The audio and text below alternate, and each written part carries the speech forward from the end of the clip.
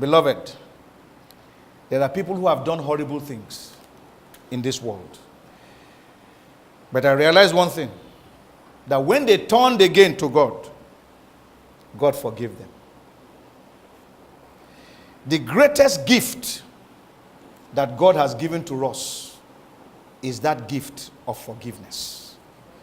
2 Chronicles, I'm going to read to us a very interesting story.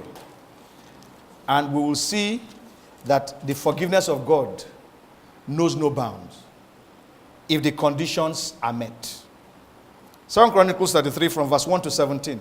Manasseh was 12 years old when he became king, and he reigned 55 years in Jerusalem.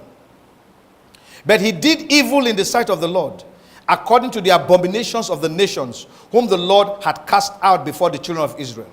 For he rebuilt the high places which Hezekiah his father had broken down. He raised up altars for the Baals, and made wooden images, and he worshipped all the host of heaven, and served them. He also built altars in the house of the Lord, of which the Lord had said, in Jerusalem shall my name be forever. And he built altars for all the hosts of heaven in the two courts of the house of the Lord. Can you imagine? Inside the temple, he went and built altars to Baal. Verse 6. Also, he caused his sons to pass through the fire in the valley of the son of Hinnom. He practiced soothsaying, used witchcraft and sorcery, and consulted mediums and spiritists. He did much evil in the sight of the Lord to provoke him to anger. That's one man. You can imagine how many of us are doing what this man did. Still doing it. Verse 7.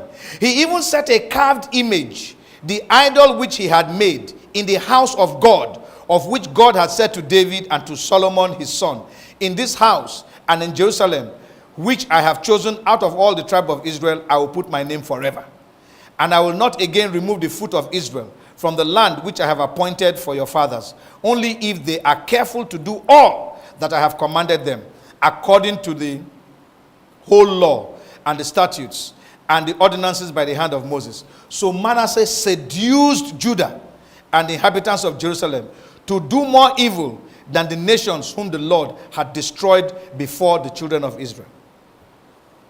Remember, God had given them land. You remember that? That there were nations occupying that land. The Bible is saying that they did more evil than the people they came to replace. Verse 10. And the Lord spoke to Manasseh and his people, but they would not listen. Now, verse 11. Therefore the Lord brought upon them the captains of the army of the king of Assyria, who took Manasseh with hooks, bound him with bronze fetters in handcuffs, and carried him off to Babylon. Now, when he was in affliction, note this. Now, when he was in affliction, he implored the Lord his God, and humbled himself greatly before the God of his fathers, and prayed to him, and he received his entreaty, heard his supplication, and brought him back to Jerusalem, into his kingdom. Then Manasseh knew that the Lord was God. After this, look at what Manasseh now began to do. After this, he built a wall outside the city of David, on the west side of Gihon, in the valley, as far as the entrance of the fish gate, and it enclosed Ophel, and he raised it to a very great height. Then he put military captains in all the fortified cities of Judah.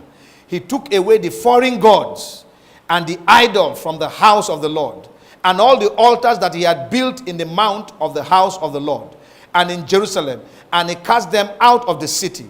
He also repaired the altar of the Lord, sacrificed peace offerings and thank offerings on it, and commanded Judah to serve the Lord God of Israel. Nevertheless, the people still sacrificed on the high places, but only to the Lord their God. Do you see why God forgave Manasseh?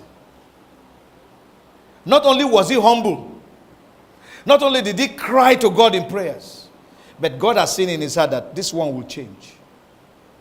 And after he was forgiven, what did he do? He reversed himself. All the wrong he had been doing, he corrected it. He made amends. I want to say to us today that even though God has promised to visit upon the church, I'm talking of the church today, his great punishment upon the church of God today, God is also able to forgive if we humbly come before him and renounce our iniquities and turn from our wicked ways. God is able to do that. The question is, are you willing to change?